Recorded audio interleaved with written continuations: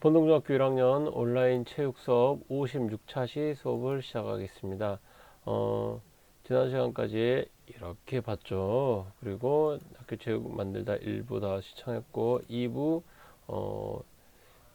시청을 하다가 다른 학교 넘어가서 오늘 또 다른 학교 체육 수업이 어떻게 체육이 이루어지는지 한번 또 보도록 할게요. 이곳 스포츠 클럽이 활성화된 서울 덕산중학교. 이곳에서는 운동 경기를 할 때 중요한 규칙이 있다. 운동을 하는 선수도 심판도 모두 학생들이 선정해서 경기를 한다. 상대에 대한 존중, 배려, 그죠? 파트너십 이런 것들을 같이 동료애라는 걸 가지고서 시작해 주시고요. 자, 진행팀 바로 선수 등록부터 받고 시작하겠습니다. 가세요. 역할 분담은 철저하게 학생들 자유다. 그러나 맡은 이상 책임을 져야 한다. 선생님이 이렇게 우리 보고 시킨 게 아니라 이제 우리들끼리 한 팀은 이제 경기를 하고 한 팀은 이제 심판을 보면서 이렇게 자유롭게 돌아가면서 경기를 하는 거예요. 심판의 호루라기 신호에 따라 경기가 시작됐다.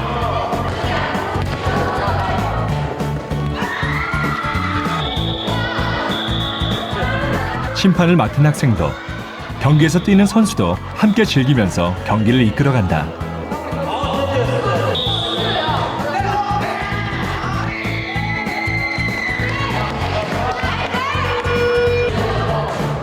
이때 교사의 역할은 곁에서 지켜보는 게 전부다.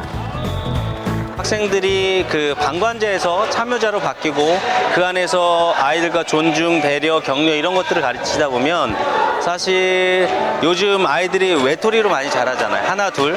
그러다 보니까 남을 배려하는 것들을 잘 모르는데 이 안에서 배려하고 서로 화이팅하고 실수했을 때 괜찮아, 격려해주고 이런 모습 속에서 아이들의 어떤 인성적인 모습의 성숙도를 많이 느끼게 되죠.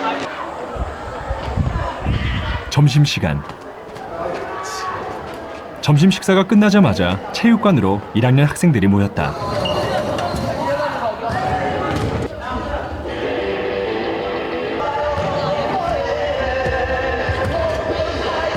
일반 대 4반으로 핸드볼 경기합니다.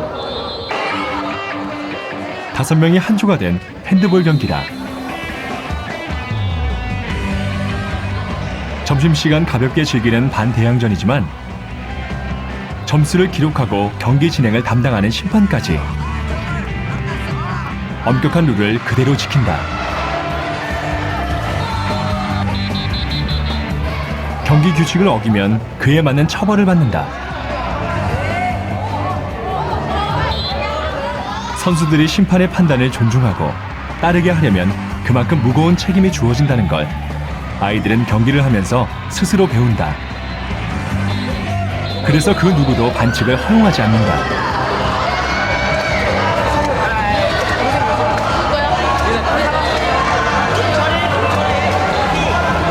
지금 반칙해가지고 잠시 경기 중단하고 다시 상대편 볼 다시 준 거예요.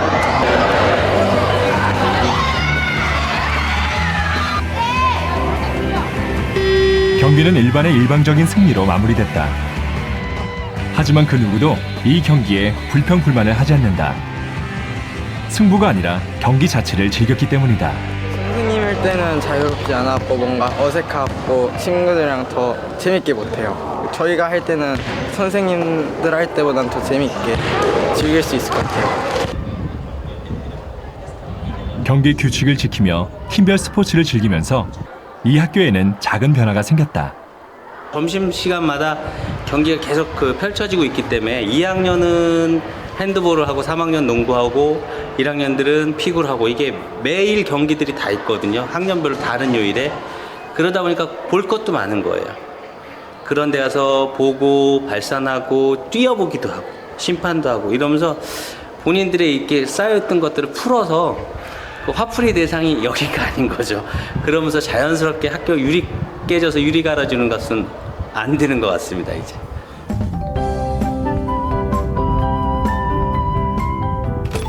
체육 수업으로 우리 아이들을 얼마나 바꿔놓을 수 있을까? 제작진은 스포츠클럽 중점학교로 지정된 서울 광문고에서 한 가지 실험을 해보기로 했다. 심리운동을 전공한 김윤태 교수가 광문고를 찾았다.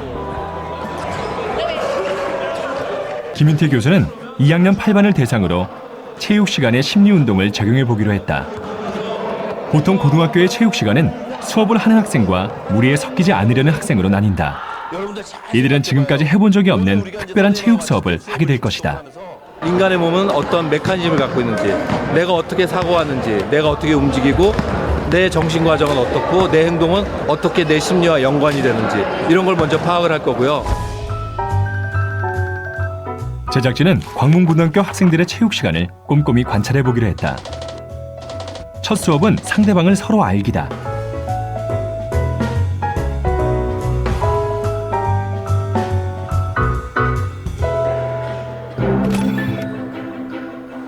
상대방에 대해 알아보는 방법은 인사다. 사람과 사람은 만나서 어떻게 인사를 하나? 자, 둘이. 인사를 하는 방법도 사람마다 다르다.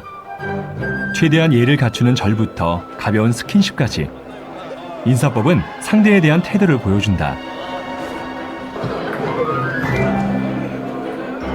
낯설지만 이 속에서 학생들의 성향이 드러난다. 수줍어하는 아이, 도전적인 아이, 긍정적인 아이, 뭘 찾는 아이, 다른 사람에게 지시하는 아이, 중간중간에 폭력을 사용하는 아이. 그러니까 여러 가지 또래 아이들이 같은 반 아이 사이에서 일어나는 여러 가지 대화 관계들, 이런 것들을 우리가 관찰을 읽을 수 있었어요. 심리운동은 1955년 독일의 체육학 박사 조니 키파드와 청소년 정신과 의사 휘네켄이 장애아 치료에 운동을 도입하면서 시작됐다.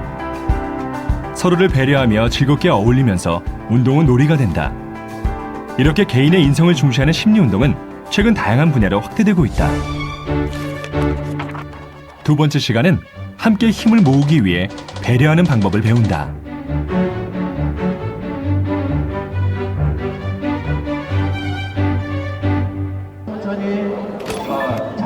다 함께 천을 이용해서 공놀이를 하기로 했다. 얇은 천이 찢어지지 않게 하려면 힘의 균형이 중요하다. 타이밍. 네. 이 천 위에 공을 올려놓고 공이 떨어지지 않도록 하려면 서로에 대한 배려가 없이는 불가능하다. 결국 몇몇 학생들은 포기를 했다. 자, 마지막 한 번.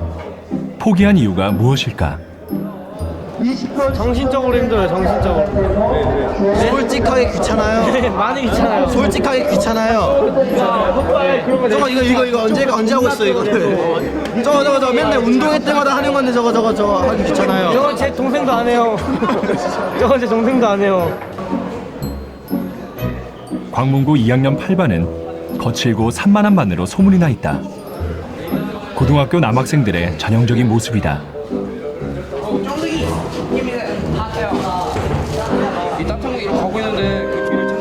공부하려는 학생들과 장난기 많은 학생들로 나뉘면서 교실 분위기는 산만한 편이다. 내일 시험인데 시험 공부 잘 망했는데요? 망했어요. 왜 망했어? 공부 하나도 안 했거든요. 공부 안 해? 네, 하긴 하죠. 잘 안 돼요. 잘 안 돼? 네. 어떻게 해요? 열심히 해야죠, 그래도. 수업 시간.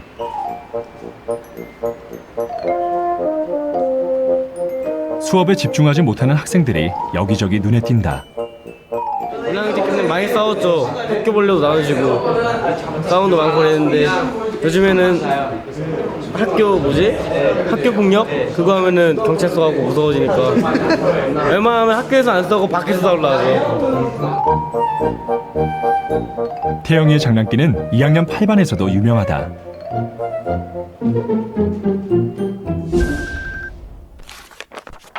세 번째 시간은 감정 표현에 중점을 둔 수업이다.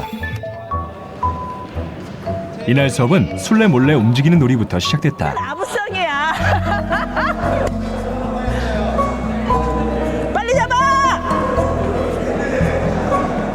술래가 시키는 대로 움직이면서 표현하는 놀이에는 자신의 감정이 자연스럽게 드러난다.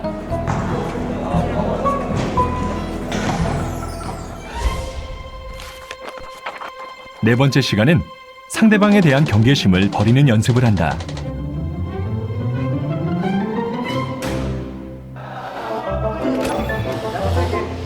풍선은 언제 터질지 모르는 불안한 놀이기구다. 문제는 압력이다. 풍선 속 바람의 양이 많을수록 터질 위험이 크지만 바람이 빠지면 위험은 줄어든다. 풍선의 바람을 절반 이상 빼내고 매트 사이에 넣은 다음 그 위에 올라가 움직여보는 놀이를 했다.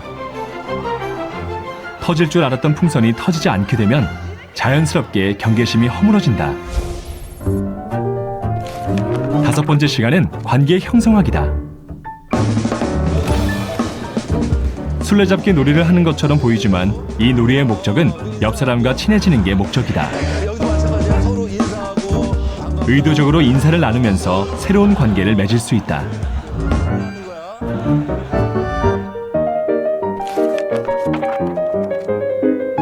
여섯 번째 시간은 혼자가 아니라 함께라는 연대감을 심어주는 자리다.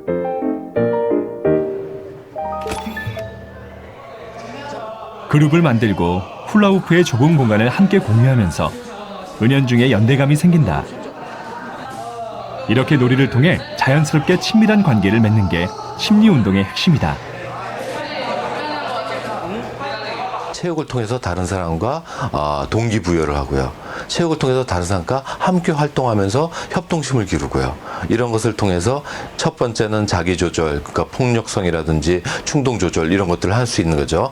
신체 활동을 통해서. 두 번째는 신체 활동을 통해서 타인과의 상호작용을 할 수 있는 거예요. 이런 것들이 이제 체육, 심리운동 활동이 갖고 있는 아주 중요한 관계성이죠. 다음 단계인 심화 과정에 들어가기 전 제작진은 학생들의 심리 상태를 확인해 보기로 했다. 맡고 있는 사람을 그려주세요. 미술 테라피 전문가의 도움을 받아 학생들의 심리 상태를 알아보기 위해 그림을 그리게 했다. 무의식적으로 그림으로 표현하게 되면서 그 그리는 과정과 그림에 의해서 자신의 모습을 다시 한번 볼 수 있는 그런 과정이 됩니다. 그림에는 자신의 현재 심리 상태가 그대로 담겨 있다.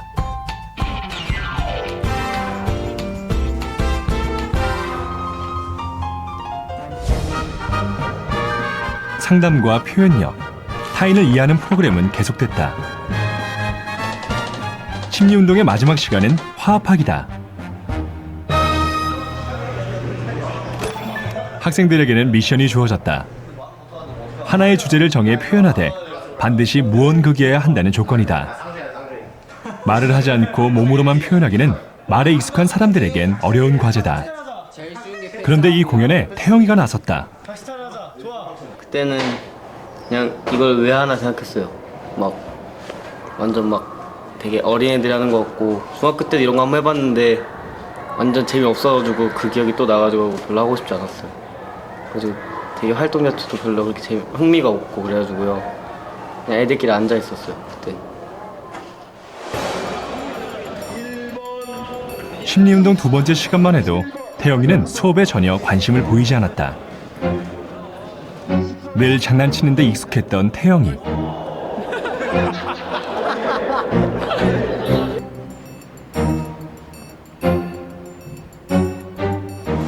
자 여기서 경찰이야. 경찰이야? 얘 찔러. 칼로 찔러. 칼로 찔러. 그래. 쓰러져. 아니야 그렇지. 당장 나와. 그렇지. 갑자기. 당장 나와. 못 겹자. 가자. 일로 와. 그리고 상준아. 석 달 전만 해도 반 친구들과 어울리는 걸 꺼리던 친구였다. 그런데 심리운동에 참여하면서 자신도 모르게 달라지기 시작한 것이다. 전보다 막 좀 단합이 된 것 같긴 해요. 전에는 막 모르던 친구 있었거든요. 그냥 거의 2학년이 이제 끝나가는데도 그냥 인사 한번 하는 친구가 있었는데 거의 그 친구랑 이제 말도 하고 좀 다 친해진 것 같아요, 반기. 잠시 후 태영이네 팀의 공연이 시작됐다. 학교 폭력 현장과 화해를 그린 무언극이 완성됐다.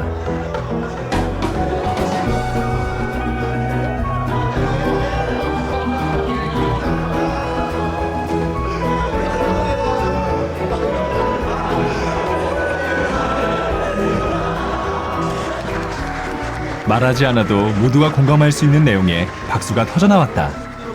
분위기는 뭐 변화가 없는 것 같은데 할 때만 좀 달라진 것 같고요. 태도가 옛날에 비해서는. 달라지겠죠. 이런 걸 계속하면. 네.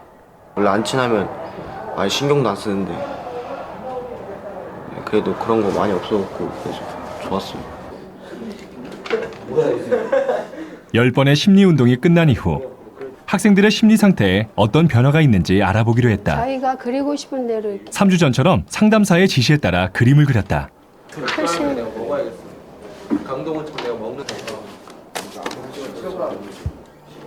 그런데 몇몇 학생의 그림에서 큰 변화가 감지됐다. 이 그림에서 눈길을 끄는 부분은 그림의 크기다. 여백을 남기고 조그맣게 그렸던 그림이 3주 후에는 시원시원하게 바뀌었다. 집에 있는 문은 외부와 소통하려는 욕구를 의미한다. 특히 크게 자리 잡은 나무는 자존감을 나타낸다.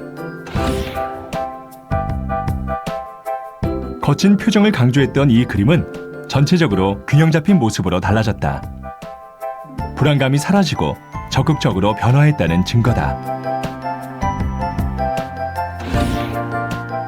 이 그림 역시 처음에는 집을 절단된 형태로 그려 불안한 모습이었다.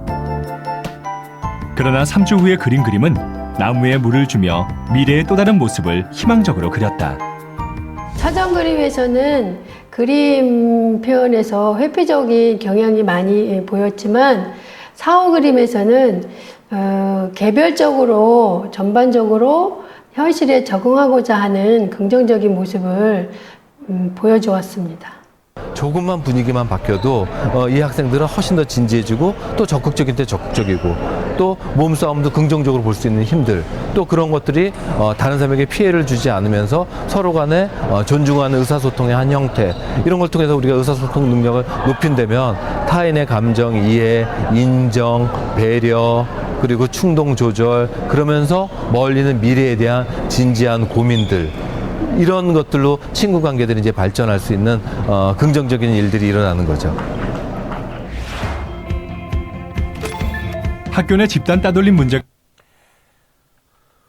자, 오늘은 여기까지. 다음 시간에 일본의 체육 또 보도록 할게요. 자, 심각한 일본은 집단 따돌림 방지를 위해 체육 수업을 활용하고 있다.